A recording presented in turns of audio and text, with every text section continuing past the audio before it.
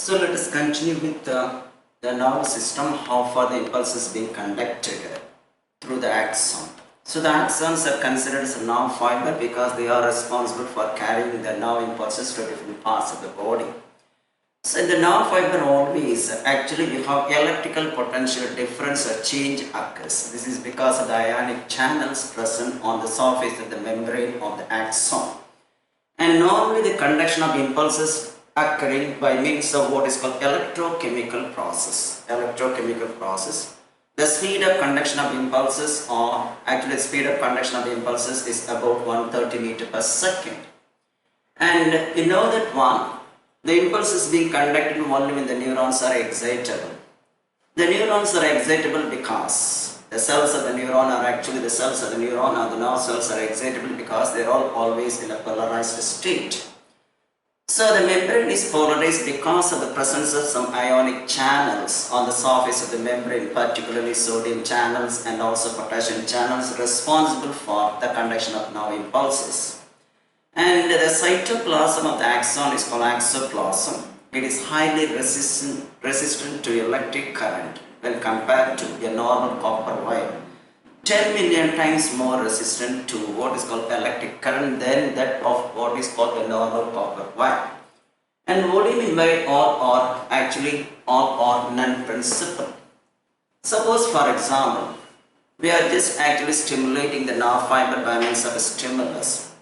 Once a stimulus to bring out a response, the stimulus, the one which may come from the external environment or from the internal environment, which stimulate the nerve fiber. So that what will happen, the response. So always a stimulus bring out a response. So what do you mean by all or none principle? It states that a stimulus to bring out a response cannot increase the response if the strength of the stimulus is increased. A stimulus which produces a response cannot increase the response once the strength of the stimulus is increased. That is what we have all or none principle. It is operative in the nervous system. So a simple stimulus can bring out a response. Once you are increasing the strength, actually once you increase the strength of the stimulus, there is no increase in the response. There is no increase actually in the response. What is happening just as a result of stimulation? That is what is called all or none principle. A response which brings out actually a stimulus which brings out a response cannot increase the response once, even if that is what is called the strength of the stimulus is increased. And what are the different stages during the conduction of nerve impulses? We have two different phases during the conduction of nerve impulses. One, resting membrane potential. Another one, what is called action membrane potential. These are all the two different stages which are normally taking place alternately, which are responsible for the conduction of impulses. So the impulse is being conducted all along the nerve fiber only because of the generation of what is called the action potential, that is at the point of stimulation.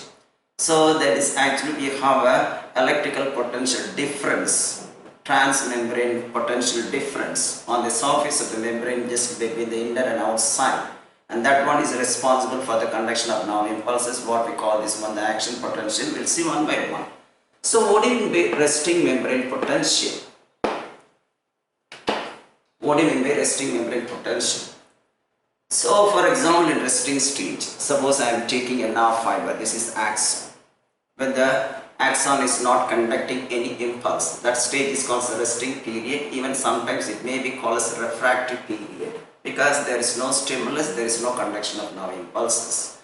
Now the axonal membrane is normally just comparatively more permeable to potassium ions and just nearly impermeable to sodium ions. Under normal conditions, when the nerve fiber is in resting conditions, we have normally more sodium ions outside and more potassium ions inside. That is what is happening. So under normal conditions, when there is no conduction of actually impulse along the axon nerve fiber, if you compare the concentration of sodium and potassium ions inside and outside, and we have a little difference, there is a concentration gradient because the membrane is normally more permeable to potassium ions and nearly just impermeable to sodium ions. Nearly, somehow movement of sodium ions taking place, but mostly we can say more permeable to potassium ions and nearly impermeable to sodium ions. And also we have inside that is, this is what we can say the exoplasm. This membrane is also impermeable to some negatively charged proteins present in the exoplasm. So, the membrane under normal conditions, resting conditions, when there is no conduction of impulses, it is normally impermeable to sodium ions and also impermeable to some negatively charged organic proteins present in the exoplasm. So, what will happen under normal resting conditions? The exoplasm, the one which is inside the axon, contains number one, high concentration of potassium and also negatively charged proteins. Under normal resting conditions, if you are taking the exoplasm, now this is the exoplasm, here we have more potassium ions and more negatively charged proteins. And if we take the concentration of sodium, here we have least concentration of sodium or less concentration of sodium here. So, you have to compare the extracellular fluid with this exoplasm. So, under normal resting conditions, we have more potassium ions and more negatively charged proteins in the exoplasm and low concentration of sodium. And in contrast to this exoplasm outside, this is what is called the extracellular fluid. We have more concentration of sodium and less concentration of what is called potassium ions. We'll see in the next slide. In contrast, the fluid outside the axon, what we call this one the extracellular fluid, we have low concentration of potassium and high concentration of sodium. So this is the condition what we have. So we have more potassium inside and then just less sodium ions inside, and then more negatively charged proteins. This is what is happening. In contrast to this one, in the extracellular fluid outside, we have more sodium ions and then less what is called potassium ions. This is the comparative. And because of this one, it creates what is called concentration gradient. Ionic concentration gradient occurs because we have more sodium outside and less sodium inside. More potassium inside and less potassium outside, that is in the extracellular fluid, that creates what is called a concentration gradient, ionic concentration gradient. Under normal conditions, the electrostatic neutrality is maintained because of one pumping mechanism, what is called sodium-potassium exchange pump.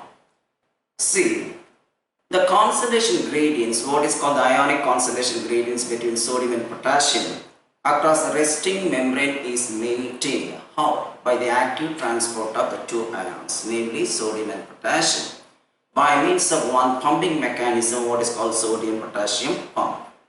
So under normal resting condition, the ionic concentration gradient in the resting membrane actually are maintained. That is because of the active transport of ions, mainly sodium-potassium ions, by one pumping mechanism, what is called sodium-potassium pump. So if we have under normal conditions, we have a gate. So normally more sodium is pumped out. Nearly 3 sodium ions are pumped out, and then 2 potassium ions are pumped in. So there is outward movement of 3 sodium ions and inward movement of 2 potassium ions. This is under normal resting conditions. The resting membrane potential is maintained because of the concentration gradient, as we have more potassium inside and less potassium outside, more sodium outside, less sodium inside. To maintain the electrostatic neutrality, the concentration gradient between sodium and potassium is being maintained because of the active transport of these two ions by what is called sodium-potassium exchange pump. That pump normally drives out 3 sodium ions outward and then just takes in, just actually drives in 2 potassium ions into the cell. This is what is called sodium-potassium exchange pump. This is what is happening under normal resting conditions.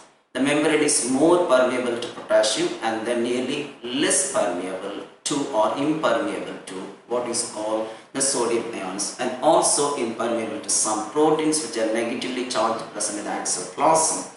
That is mainly responsible for maintaining the ionic concentration gradient inside and outside the what is called the cell, that is between the exoplasm and also the extracellular fluid. So as a result of this one, as we have more number of sodium ions outside and less number of just potassium ions, less number of sodium ions inside, and also we have negatively charged proteins inside, the axonal membrane possesses a positive charge because of this movement, because of sodium potassium exchange form. The axonal membrane on its actually outside possesses a positive charge like this, while the inner surface becomes negatively charged like this. Inner surface is negatively charged. This is because of the movement of sodium and potassium ions, and also impermeability of some inorganic, some proteins, organic proteins which are negatively charged present inside. As we have more concentration of sodium outside, now the membrane possesses positive charge outside. On its inner side, it possesses negative charge. This is because of actually the difference in permeability to sodium potassium ions under normal conditions. At this stage, we can say the membrane is polarized. A polarized membrane is the one which possesses positive charge outside and negative charge inside. This is because of the difference in permeability of sodium and potassium ions, and also because of what is called the organic proteins which are possessing negative charge. Now we have electrical potential difference across membrane, that is outside, inside. If you compare the electrical potentiality, there is an electrical potential difference across a membrane during the resting conditions, and this is called resting membrane potential. So there is always electrical potential difference between the inner and outer surface of the membrane. So if you are measuring the electrical potential difference under normal conditions on the inner side, then it is called resting membrane potential. So we can say the electrical potential difference across the membrane, that is the plasma membrane or what is called the oxolemma, is called as resting potential. The average resting potential on the inner side of the membrane is always minus 70 millivolt. So the electrical potential difference that is across the membrane, particularly in a resting plasma membrane, is called resting potential. So the average resting potential under normal resting conditions, when there is no conduction of impulses on the inner side of the membrane, is about minus 70 millivolt. That is the electrical potential difference. We are just making it only on the inner side, not on the outer side. So this what it represented is nothing but actually, this is what we have a polarized membrane having out a positive charge and in a negative charge. Now just inside we have the resting membrane potential of minus 70 millivolt on the inner side of the membrane. So the electrical potential difference across the membrane is called what is known as actually the resting potential, the one which occurs in the resting membrane. The average membrane potential in what is called a nozzle is about minus 70 millivolt. Now let us go to what do you mean by action membrane potential. So this is what is called a polarized membrane. What I mentioned earlier, outer positive, outer positive,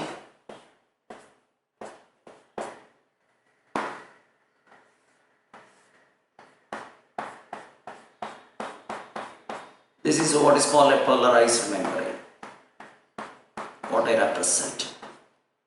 So during this period, the electrical potential difference across the membrane in a polarized membrane is about minus 70 millivolt. Now the second phase during the conduction of nerve impulse.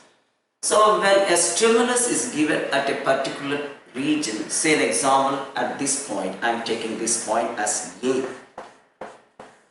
When there is a stimulus, the stimulus may be mechanical or electrical or even for example chemical. This is nothing but an external stimulus. When an external stimulus is given in the form of chemical, mechanical or electrical on the cell membrane, what will happen, which will alter the permeability of sodium ions. In a normal resting membrane, the membrane is nearly impermeable to sodium ions. Once a stimulus is given, now I am just pointing E. At that point we are providing or giving a stimulus either in the form of electrical or chemical or mechanical stimulus, and at that point there is a change in the permeability of membrane to sodium ions, which will alter the permeability to sodium ions. What will happen? So this region is now permeable to more sodium ions. So that a rapid influx of sodium ions taking place into the exoplasm. More and more sodium ions move in. More and more sodium ions move in. I'll show the picture later. So at the point of stimulation where you have the point A or the site A, this region is now more permeable to sodium ions. Now sodium ions actually rapidly moving into the exoplasm. There is rapid influx of sodium ions at the site of A when or where we are giving the stimulus. As a result of this one, once a stimulus is given, this is followed by a reversal in the polarity. What is a reversal in the polarity? At the site of stimulation, we have a change in the charges because of increased permeability of sodium ions. Now, at the point A, what will happen? This is the point of stimulation. We have now inner positive charge. This is what is called reversal of polarity. This is what I represented, a point of stimulation. A point of stimulation. So now what will happen? This is site A. So what will happen? There is a reversal of polarity.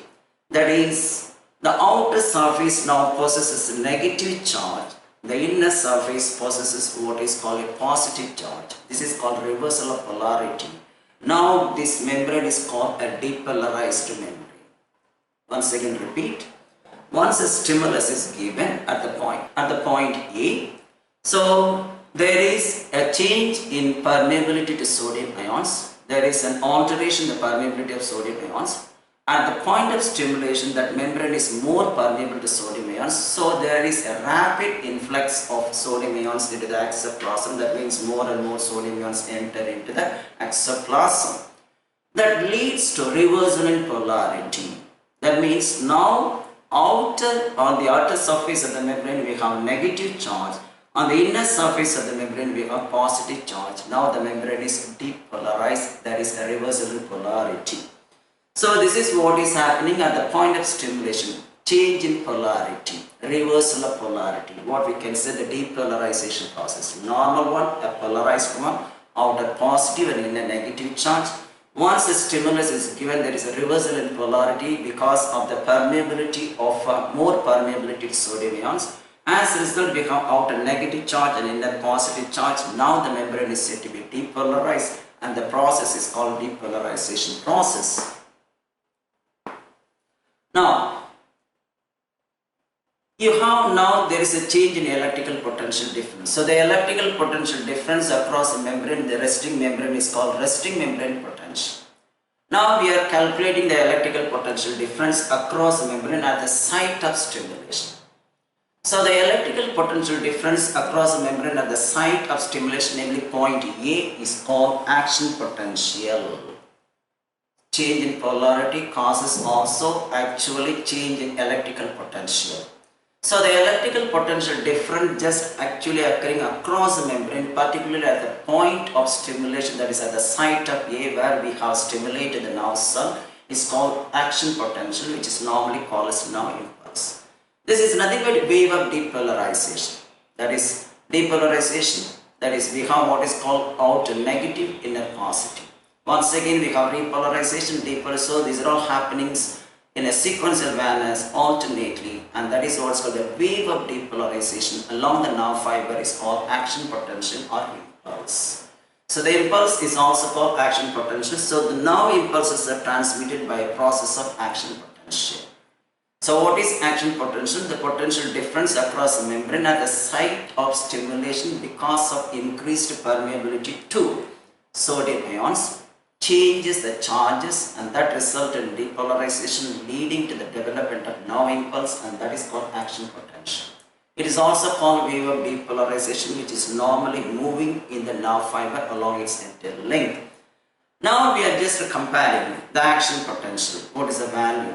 So the transmembrane potential across the membrane, or what is called the electrical potential difference, the average electrical potential difference across the membrane during what is called the transmission of impulses, what we can say the action potential is about plus 40 millivolts on the inner side in respect to outside. So we are taking only just actually the voltage, electricity or the value only on the inner side of the membrane, not on the outer side.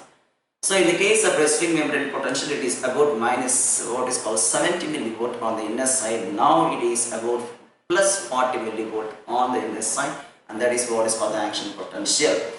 And so normally once a stimulus is given to the accelerometer, what will happen? It does not respond for a moment.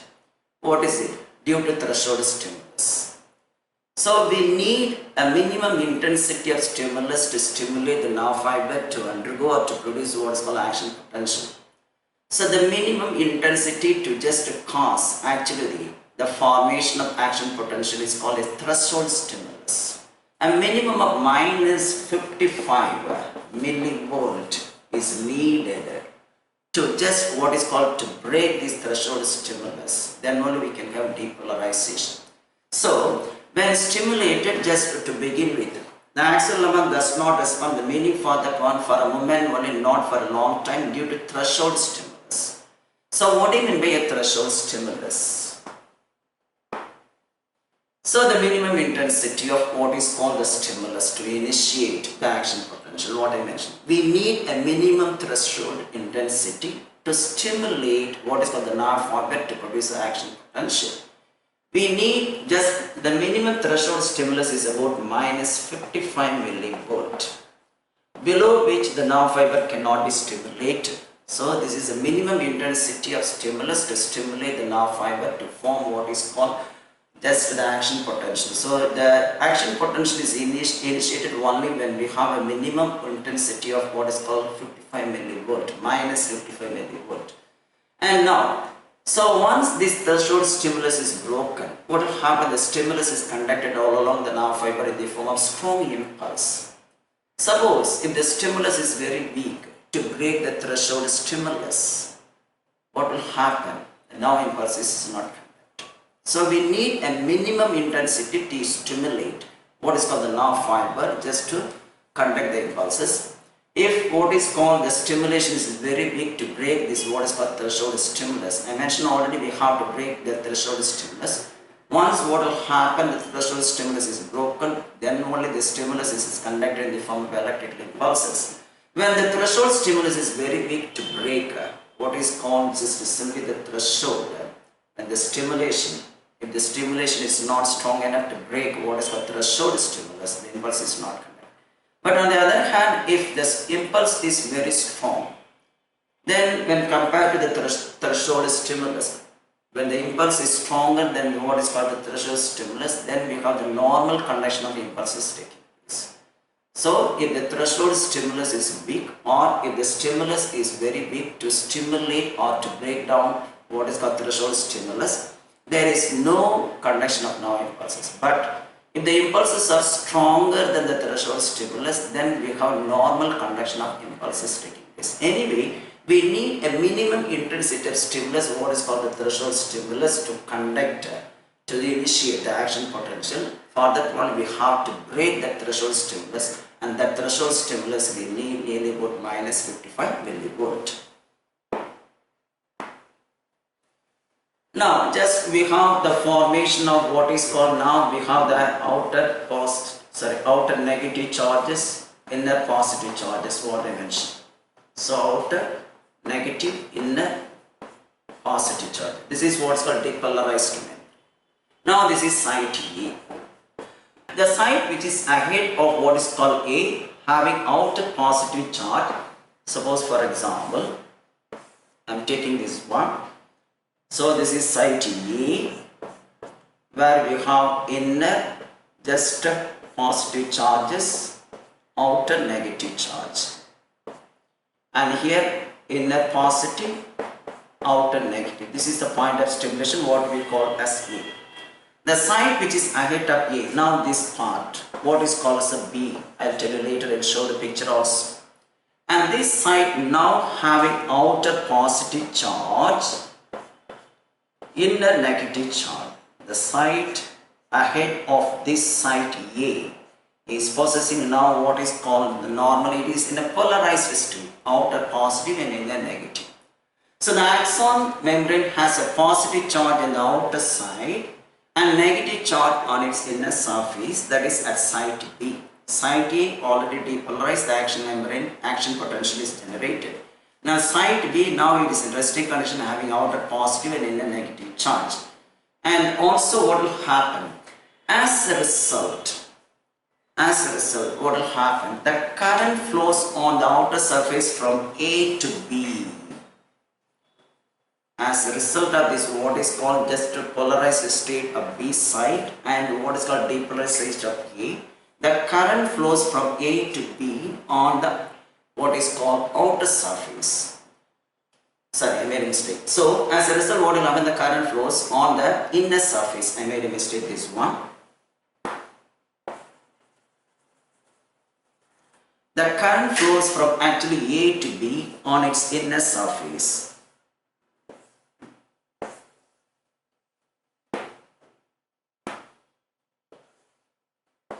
On the inner surface, what will happen? The current flows from A to B. What will happen on the outer surface? So on the outer surface, the current flows from B to A to complete the circuit.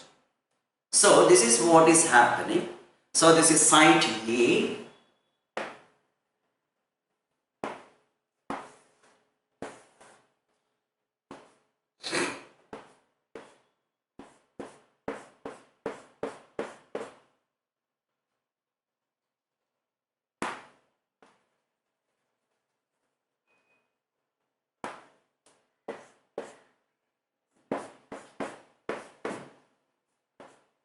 This is site A, this part already depolarized. Now this is site B, we have outer positive charge and inner negative charge. This is in a polarized state, in a resting condition, in a resting membrane potential. So now we have action potential, we have resting membrane potential. Now this is B site. So what will happen? The current flows from A to B on the inner surface of the membrane. And on the outer surface, the current flows from B to A to complete the circuit. This is what is happening. As a result, what will happen? The circuit has been completed. Now the depolarization is switching over to B side. Now in the B side, the depolarization happens. The action potential generated in A arrives at B, making it what is called in a depolarized condition. So the sequence of depolarization, we will see later. The sequence of repolarization taking place alternately on the membrane that result in the conduction of nerve impulses. Now what will happen once the nerve impulses reach B site? Now the current flow is normally just flowing from A to B on the inner side and B to A on the outer surface to complete the circuit. As depolarization has been actually just running all along the length of the nerve fiber. Now what will happen? There is no more entry of sodium ions into. There is no more entry of sodium ions into what is called the axoplasm. Now the potassium ions now, so there is no more entry of sodium ions into the axoplasm. And the potassium ions actually moving outward. That means outward diffusion of potassium ions taking place. As a result, once again we have the membrane has been repolarized, reversal of polarity, returning back to its original condition. So the process of actually preventing the entry of sodium ions into the axoplasm, the outward diffusion of potassium ions resulted once again just regaining the original charge of outer positive and inner negative. This phenomenon is called repolarization. So the repolarization, depolarization taking place alternately all along the length of the axon so that the nerve impulse is being conducted actually, that is all along the length of the nerve fiber. This is what is happening, repetition process of repolarization, depolarization. So under normal resting membrane potential, what will happen? The membrane is more permeable to potassium and impermeable to sodium. And during what is called actually depolarization process, the membrane is more permeable to sodium and then less permeable to potassium. This is what is happening. Under normal conditions, actually there is a movement of both sodium and potassium ions on both the sides. But the rate of movement is a little bit slower for sodium and more for potassium. And during depolarization state, what will happen? There is more movement of sodium into the cell. And what is happening? Just the potassium ions are not moving outwards somehow. And as a result, what will happen? We have more just a positive charge inside. During repolarization process, once again, actually the gate for sodium potassium just open. So what will happen? The potassium gated open. The inactivation of the sodium inactivation gated just actually closed. So that is why we have the impermeability of sodium during once again repolarization process to regain what is called the polarized state. I will show the picture, you can understand easily. So, and just above the B side, what will happen? The axon membrane has a positive charge on the outer surface and negative charge on the inner surface, just as a resting membrane. As a result, the current flows on the inner surface from A to just B side on the inner surface. Then on the outer surface from B to A, just complete the circuit what I mentioned earlier. So the polarity at that side, namely B, is reversed. Now depolarization occurs at the B side. The action potential generated at A side arrives at B side. So thus the impulse generated at A site arrives at the site B. Site B. Site B. So what will happen? The sequence is repeated what I mentioned. So there is a flow of current from A to B on the inner side, from B to A on the outer side. Now the action potential generated normally just in the A side arrives at B side. The process is being repeated along the length of the nerve fiber so that the impulse is conducted. So once the depolarization process has traveled, as soon as the depolarization has traveled all along the nerve fiber, I mentioned already, no more sodium ions enter into the exoplasm. Ultimately, we have outward diffusion of potassium ions started leading to once again regaining their polarized condition. This phenomenon is called repolarization because of non-entry of sodium ions and the leakage of potassium ions outside. So the entire process of depolarization and repolarization has been completed within a fraction of a second because the speed of conduction of impulses, what I said, is about 130 meters per second. Now once again I will show this one, it's a pictorial representation. Now this is site A, the point of stimulation. At the point of stimulation you see that one more sodium ions move in, so that the charges have been changed. So we have outer, just we see that one, the positive charge is moving in because of the movement of sodium. So we have at the A side, we have what is called depolarization, outer negative charge and inner positive charge. Now this is site B. Now it is in a polarized state, having outer positive charge and inner negative charge. Outer positive charge and inner negative charge. Now immediately what will happen? The current flows from this I mentioned already on the outer surface, actually on the inner surface from A to B. You see that one from A to B. On the outer surface from B to A. The electric current is actually the flow of current is taking from B to A on the outer surface and then A to B on the inner surface. This is to complete the circuit. Now once again the depolarization has been completed. What will happen? As a result, no more entry of sodium ions and now the potassium ions diffused out. So once again we are regaining what is called the outer positive charge and inner negative charge, and this is what's called repolarization process. This is because of no entry of sodium ions into the exoplasm and what is called the leakage of potassium outward. This is happening because of what is called, that is, repolarization and depolarization. So once again I will represent. This is a normal resting membrane potential. I mentioned already we have sodium potassium pump. So there is movement of sodium just and movement of sodium outward. So the sodium is moving out and the potassium is moving in. So there is influx of, actually under normal conditions the membrane is permeable to what is called sodium ions, potassium ions, and impermeable to sodium ions. See that one here, actually the sodium ions are moving out and potassium ions are moving in under normal resting membrane potential. So during depolarization what will happen? There is movement of sodium ions. The gate is open, the voltage gated sodium channel. Gated means open. The gate is open. The channel is open for the entry of sodium ions. And during repolarization, once again, what is called the channel for sodium ion is closed. The channel for potassium ion open. So voltage gated potassium channel. Gated potassium channel means actually it's open for the exit. So during depolarization, we have that is entry of sodium, and during repolarization, the exit of actually the potassium ions. The gated, what is the meaning for the word opened?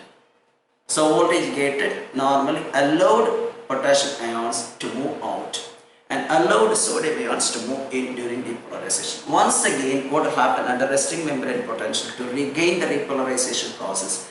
The two channels have been shut. That is, both the sodium channels and potassium channels have been shut. And now there is a common channel, and that one is permeable only for more and more potassium ions and less permeability for sodium ions. So under resting potential, just we have an operation of sodium potassium exchange pump, and that pump is now pumping 3 sodium ions out and 2 potassium ions inward. And during depolarization, the channel for sodium ion is open, allowing the sodium to enter into the axial class, and that is why we have potential difference. And during what is called repolarization, now the channel for sodium ion has been shut, and now the channel for potassium has been open or gated, allowing the exit of more and more potassium ions, leading to repolarization process. So it is being given in a diagrammatic manner in a graphical method. Now this is what is called the first one, the resting potential. 1 and 4 represent the resting potential. And now this is the period of depolarization. And this is the minimum. So during the resting, when there is no conduction of impulses, when the membrane is in resting condition, we have the resting potential of minus 70. Now to initiate the depolarization process, we need a minimum threshold stimulus of minus what is called 55 millivolt to just what is called to stimulate the membrane to undergo depolarization. Now this is a period of depolarization. The maximum what is called the action potential maybe that is plus 40 not plus 30, and once again after that one returning back to the normal condition, that is polarized condition, that is called repolarization coming down, and this is what is called the refractory period. That is, there is no conduction of impulses. That period is called the refractory period. So this is the time duration, and also what is called the membrane potential in terms of millivolt. So for resting potential it is about minus 70 millivolt. For what is called threshold stimulus, the minimum intensity to stimulate the action potential minus 55 millivolt. And for this what is called action potential, it is about plus 40, all referring to the inner membrane potential. Now once again, diagrammatic representation of impulse conduction through an axon. So this is outside cell membrane, now this is membrane inside cell. So once again, this is what's called the resting condition. You see that one outer positive charge and inner negative charge. This is a normal resting membrane potential. Now during depolarization, what will happen? More and more sodium ions move in, and then just the potassium ion is moving out. But actually it's not happening more, and so a few, the permeability is there still, allowing only some potassium ions to move out. So during depolarization, more and more sodium ions enter, and that changes what is called the charge. Now we have outer, that is negative charge, and inner positive charge during depolarization. Once again, what will happen? Once the impulse has been completed, as soon as the depolarization has been conducted along the nerve fiber, now what will happen? There is no more entry of sodium ions. The channel has been closed. Now the potassium ion is moving out. Outward diffusion of potassium ions when? During depolarization. So during depolarization, the sodium ions move in, and during repolarization, the potassium ions move out, and that makes what is called the potential difference. So the long-term active transport. The long-term active transport means when the impulses are being conducted actively, more and more sodium ions are moving in and more potassium ions are moving, just what is called more and more sodium ions are moving out and more potassium ions are moving in.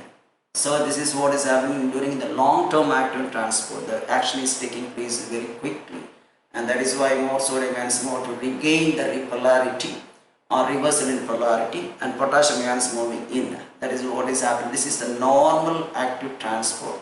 The sodium pump mechanism is possible to maintain the polarity and also the polarized and also the electrostatic neutrality of the membrane, both inside and outside. What is saltatory transmission? Now in the case of myelinated nerve fibers, we have some constrictions at regular intervals, what we call already, there is nodes of Ranvier. Nodes of Ranvier. So normally, the impulses at these fibers, see that one, this is what is called the node of Ranvier, this is node of Ranvier. So at these fibers, the impulses are normally conducted or jumped from one node to another node. This is what is called jumping movement, not streaming movement. That is what is called saltatory conduction. So normally in the case of myelinated nerve fibers, those nerve fibers having what is called the nodes of Ranvier, the impulses are jumping from one node to another node.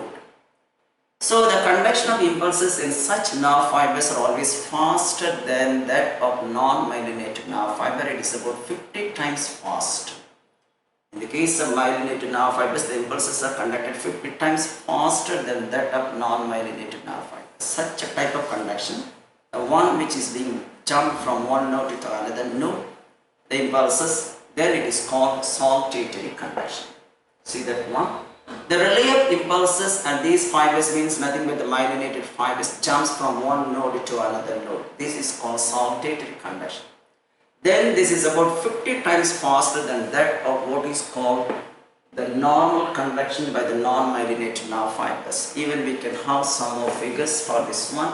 Now this is a node of Ranvier, and now just what we have, that is the myelin sheath. This is the yellow color myelin sheath. Now this is the exoplasm, and this is the depolarized one at the point of node. And now this is the region where depolarizing occurs. Now it is already depolarized. Now here the depolarization occurs. Depolarizing, it is already completed. The process is going on, so that the sodium ions are moving in and making the charges outside negative, inside positive. And now the next node still actually it is in a polar state, having outer positive charge and inner negative charge. And the impulses are being conducted in a jumping manner from one node to another node, and polarization and depolarization, repolarization all happening in alternate manner, and that is being faster enough to conduct the impulses at about 50 times faster than that of what is called the normal impulses transmitted by non-myelinated nerve fiber. Now the impulses are conducted all along the nerve fiber. Now there is a point of contact between the nerve fibers. The axon of one nerve fiber forms a contact with the dendron of another nerve fiber or neuron. This point of contact is called what is known as synapse. So we have to know how far the transmission of impulses occur through this synapse, the flow of information, the flow of impulse through the synapse. What is a synapse? So now impulse is transmitted from one neuron to another neuron, I mentioned already, through junctions. The junctions that occur between the adjacent neurons, that is the axon of one neuron and the dendron of another neuron, there is a junction point. That junction point is called what is known as a synapse. That word synapse was used first by Sherrington. The word synapse was first used by Sherrington. Suppose this is one axon, I am taking it. So it is normally branched into bulb-like structure, what is called synaptic bulb. And now this is another one, this is the dendron. This is what is called the presynaptic neuron, and this is what is called postsynaptic neuron.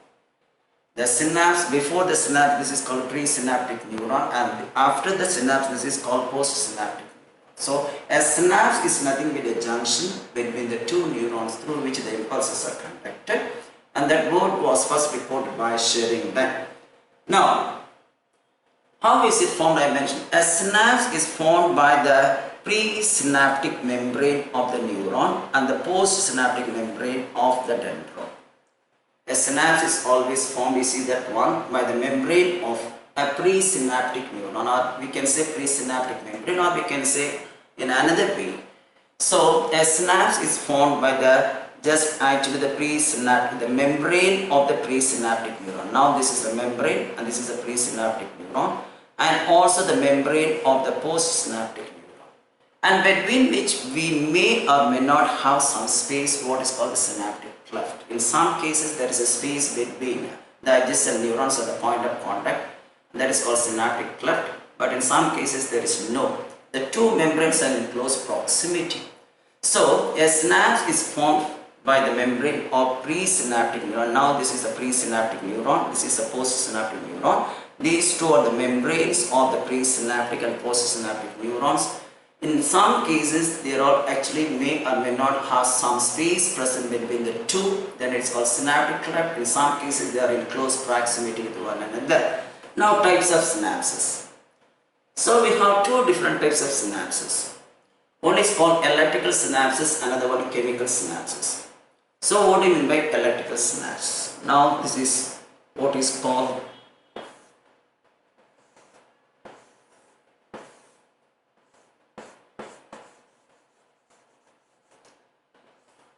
so this is the membrane of the presynaptic neuron and this is the membrane of the postsynaptic neuron. So in the case of electrical synapses, now the membrane of the presynaptic neuron and the membrane of postsynaptic neuron are found in close proximity and there is no synaptic cleft. No space being found between the membrane of the presynaptic neuron and postsynaptic neuron. These two are in very close contact with one another. So that what will happen, the impulses reaching in the form of electrical impulses can flow directly from one neuron to another. The electrical impulses can flow directly from one neuron into another across these two membranes because there is no gap.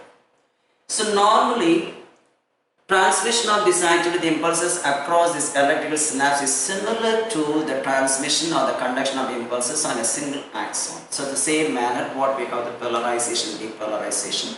So the impulses are being conducted the same manner as in the case of axon, how far the impulses are being conducted in the same method across what is called the electrical synapse. The impulses are conducted because there is no gap, there is no interruption for the transmission of impulses. Normally the conduction of impulses across these synapses are fast. So the transmission of impulses across an electrical synapse is always faster because the membranes are in close proximity to one another. But in our body system we have just such electrical synapses are found rare. So the impulse transmission across an electrical synapse is always faster than that across what is called a chemical synapse, the second type of synapse. But in our system, the human system, normally this type of electrical synapse is rare. So in the case of electrical synapse, the electrical impulses are conducted directly. There is no conversion of electrical impulses into chemical impulses directly. The impulses are flowing from one neuron to another because the two membranes are in close proximity. It is a rare one in our system. The conduction of impulses is always faster when compared to the transmission of impulses across the chemical synapses. What do we make chemical synapses?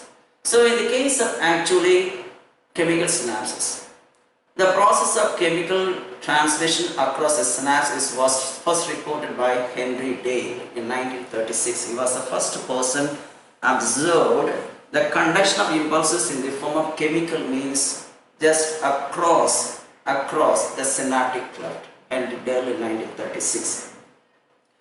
So, in the case of chemical synapses, at the point of contact, what will happen? The membrane of the presynaptic neuron and the membrane of the postsynaptic neuron, these two are separated by means of a gap, what is called synaptic cleft. This synaptic cleft contains large amount of mitochondria and some vesicles filled with what are called the neurotransmitters or neurohumors. So, in electrical synapses, there is no gap between them. But in the case of what is called chemical synapse, there is a gap between the presynaptic membrane or the membrane of the presynaptic neuron and the membrane of the postsynaptic neuron because of the presence of a synaptic cleft. A distance of about actually 10 to 20 nanometer. Now, normally we have in these synaptic clefts some vesicles are found and also high concentration or high number of mitochondria.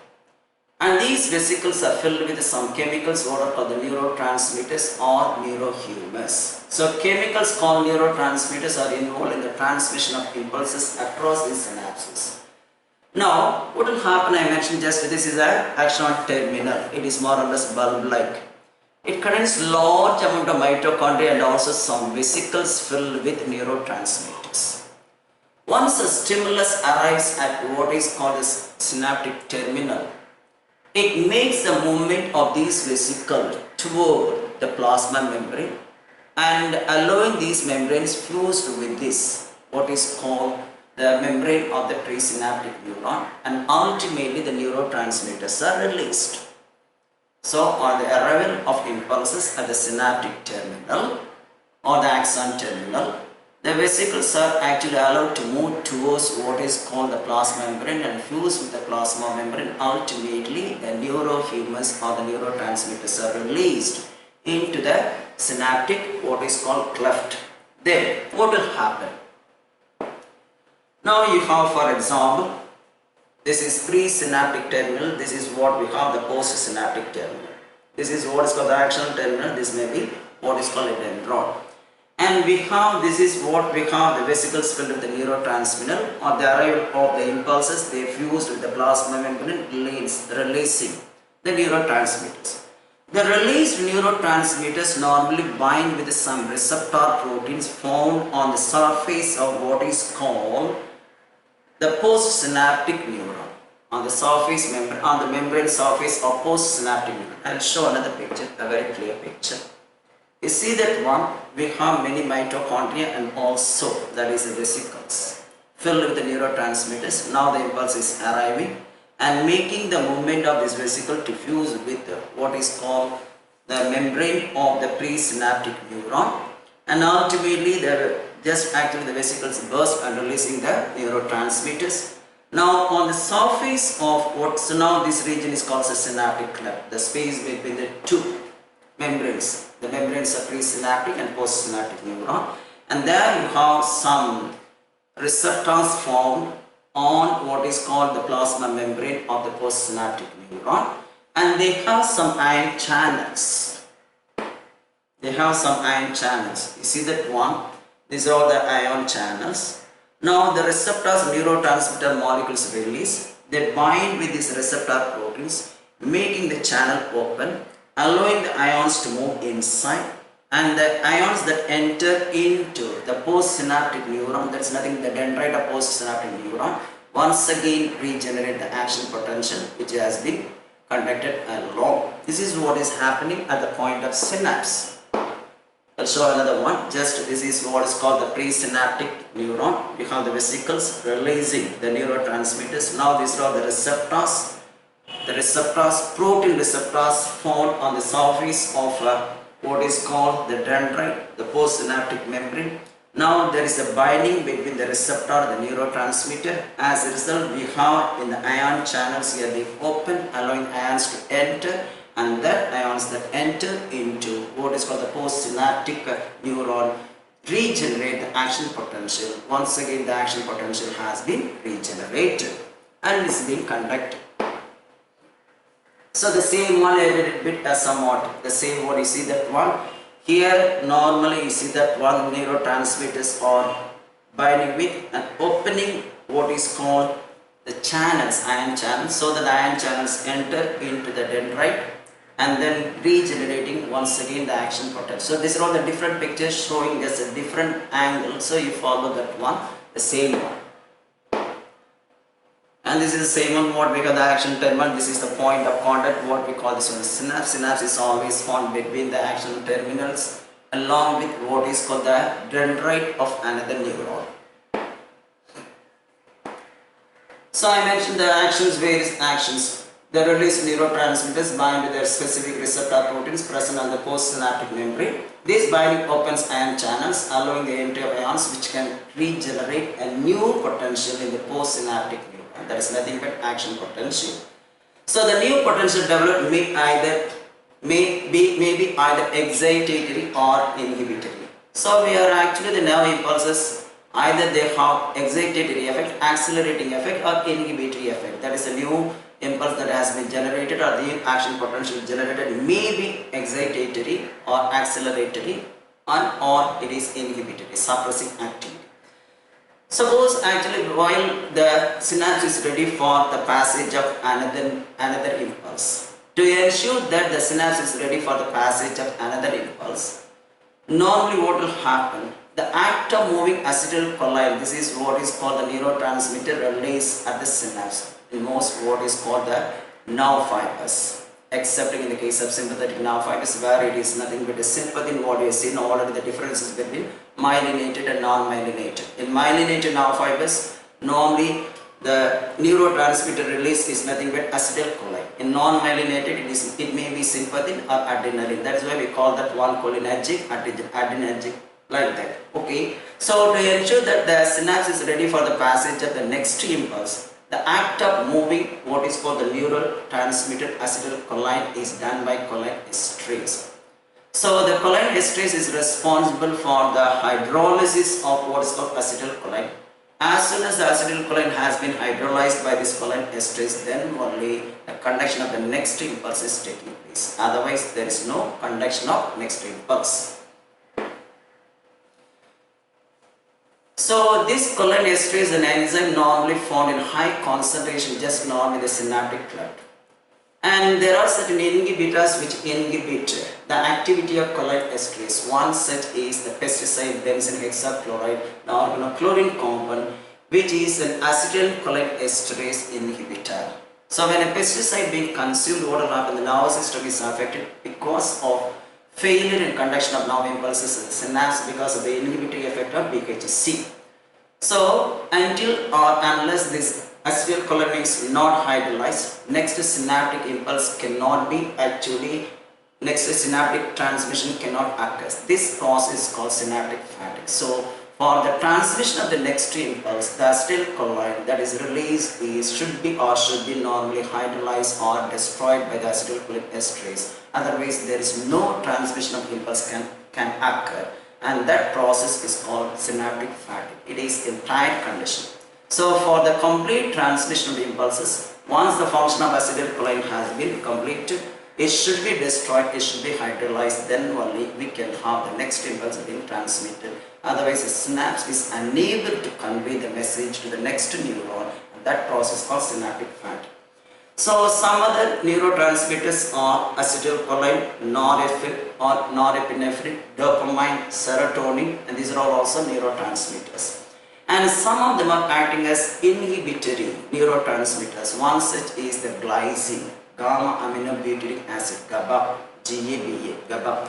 So glycine and gamma aminobutyric acid are considered as neurohumor inhibitors. They are nothing but inhibitory neurohumors. They inhibit what is called the transmission of impulses. And this BHS is normally inhibitor for the transmission of impulses.